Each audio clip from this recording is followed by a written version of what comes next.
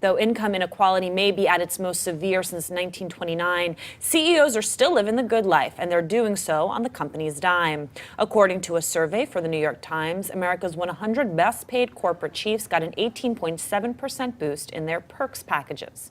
Those perks, which, range from access to a private jet to company-sponsored security details to life insurance policies, were worth $320,635 on average last year, according to an analysis of the survey.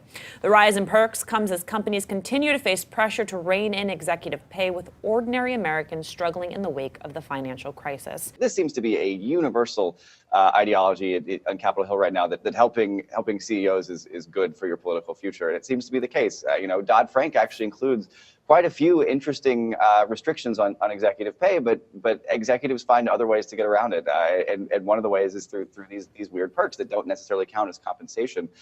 Being able to fly a private jet around, that's pretty nice. Most people aren't getting to do that during the recession.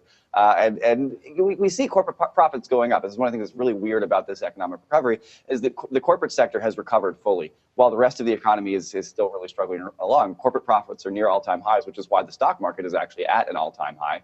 And when that happens, the executives running these corporations pay themselves very well in any way they can come up with. Well, if you want the best talent, you have to be competitive. Why is that not good enough?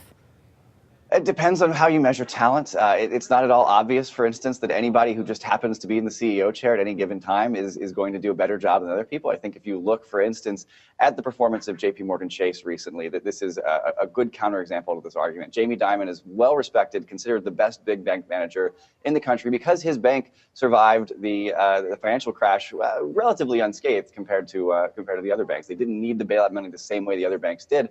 But then all of a sudden, you see a few years later this ridiculous crash that happens with this London whale trade, and you find out that actually Jamie Dimon signed off on several risk control overrides, policies that were in place to prevent a big $6 billion oops from happening. He personally signed off on them. It just shows that there are a lot of things.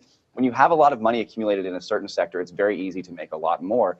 If you want good talent, you don't necessarily have to pay insane policies for this. And even if you do, if you're in a race with other corporations, you can still have some sort of public policy prescriptions in place that prevent that sort of race to the bottom in terms of CEO compensation, which is really fueling a lot of the inequality. If you require companies to pay their workers more and their CEOs less, then the companies don't have this excuse, well, we just had to pay our CEOs more.